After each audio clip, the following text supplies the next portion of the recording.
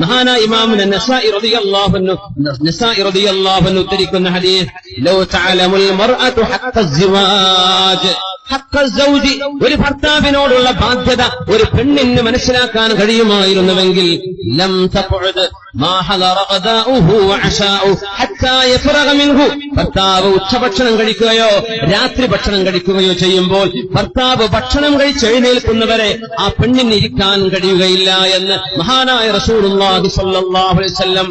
ഒരു പെണ്ണ് സ്വന്തം ഭർത്താവിന് അല്ലാഹു നൽകുന്ന മഹത്വം. ഭർത്താവിന് ഇങ്ങോട്ടും കടപ്പാടുകളുണ്ട്, പെണ്ണിനോട് ഉത്തരവാദിത്തങ്ങളുണ്ട്, അങ്ങോട്ടും ഇങ്ങോട്ടുമുണ്ട്.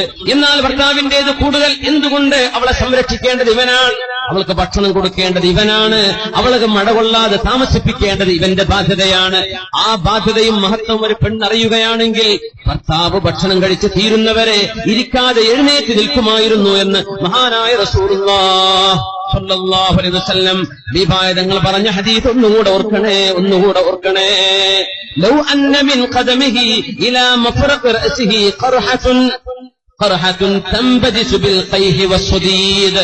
ഭർത്താവിന്റെ തലയിൽ നിന്ന് കാലുവരെ അഴുകിയ മുറിവുണ്ടാവുകയും ആ മുറിവിൽ നിന്ന് ഒലിച്ചു നീങ്ങുന്ന ചീഞ്ചലം പോലും തന്റെ നാവ് കൊണ്ട് വൃത്തിയാക്കെടുത്താൽ പോലും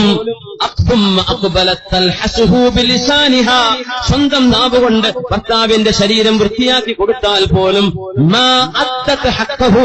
ആ ഭർത്താവിനോടുള്ള ബാധ്യത വീടുന്നില്ല എന്ന് മഹാനായ റസൂലുള്ളാഹി സ്വല്ലല്ലാഹു അലൈഹി വസല്ലം തങ്ങൾ പറഞ്ഞത് ഇമാം അഹ്മദ് റളിയല്ലാഹു അൻഹു ഇമാമുന നസാഇ റളിയല്ലാഹു അൻഹു ഉദ്ധരിച്ച സ്വഹീഹിൽ വന്ന സ്വഹീഹായ ഹദീസുകളാണിത്.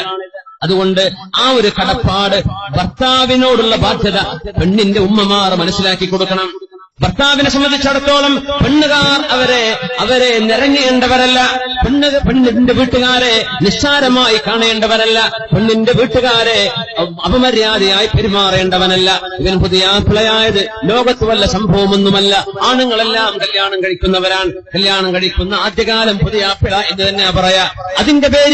അതിന്റെ പേരിൽ അഹങ്കാരം നടിക്കുകയും ഈ വീട്ടുകാരൊക്കെ എനിക്ക് എന്തോ ഒരു ബഹുമാനം തരണം, എനിക്ക് എന്തൊക്കെയോ വേണം, ഞാൻ എന്തൊക്കെയോ അർഹിക്കുന്നുണ്ട് എന്ന ഭാവേന സ്വന്തം ഭാര്യ വീട്ടുകാരോട് അപമര്യാദയായി പെരുമാറാൻ പാടില്ല. ഹബീബായ നബി തങ്ങൾ പഠിപ്പിച്ച ഒരൊറ്റ സംഭവം കൂടെ പറയട്ടെ.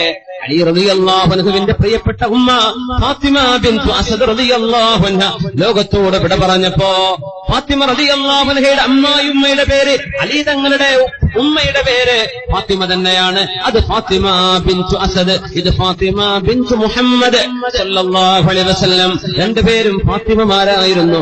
അലി തങ്ങളുടെ പ്രിയപ്പെട്ട ഉമ്മ വഫാത്തായപ്പോഴാ അല്ലാഹുവിന്റെ ഹബീബ് അവിടുത്തെ മേൽത്തട്ടം കൊണ്ടുവന്നത്. ഫാത്തിമ റളിയല്ലാഹു അൻഹ നബിയുടെ മോളല്ല, അലി തങ്ങളുടെ ഉമ്മ ഫാത്തിമ ബിൻതു അസദ് റളിയല്ലാഹു അൻഹ അവരെ പുതപ്പിച്ചു. ജനാസ കർമ്മങ്ങൾക്ക് മുഴുവനും ഹബീബ് നേതൃത്വം കൊടുത്തു. എന്താണ് ബന്ധം? എന്റെ മോളിന്റെ ഭർത്താവിന്റെ ഉമ്മയല്ലയോ ഇത്? കടപ്പാട് പറയുകയാണ്. ഭാര്യ ഭർത്തൃ ബന്ധത്തിന്റെ മഹത്വം പറയുകയാണ്. എന്നിട്ട് ആ പ്രിയപ്പെട്ട ഉമ്മയെ ഖബറിലേക്ക് വെച്ചുകൊടുത്തത് ഹബീബല്ലയോ സല്ലല്ലാഹു അലൈഹി വസല്ലം.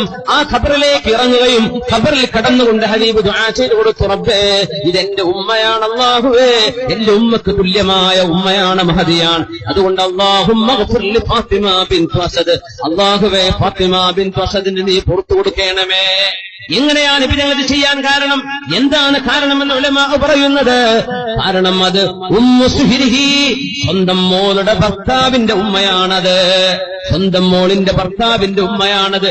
സ്വന്തം ഭാര്യയുടെ ഉമ്മയോ വാപ്പയോ, ഭർത്താവിന്റെ ഉമ്മയോ വാപ്പയോ സ്വന്തം മാതാപിതാക്കളെ കാണുന്ന പോലെ കാണണമെന്നും ആ സ്നേഹബന്ധം നിലനിർത്തണമെന്നും ഹബീബായ റസൂലുള്ളാഹി സ്വല്ലല്ലാഹു അലൈഹി വസല്ലം തങ്ങൾ നമുക്ക് മാതൃക പറഞ്ഞു തരികയാണ്. അല്ലാഹുവേ നമ്മുടെ ജീവിതങ്ങളിൽ, കുടുംബജീവിതങ്ങളിൽ സന്തോഷം നൽകണേ തമ്പുരാനെ. ക്ഷമിച്ചും പുറത്തും സഹിച്ചും നിന്റെ വജ്ഹ് ഉദ്ദേശിച്ച് ജീവിക്കാൻ തൗഫീഖ് നൽകണേ റബ്ബേ.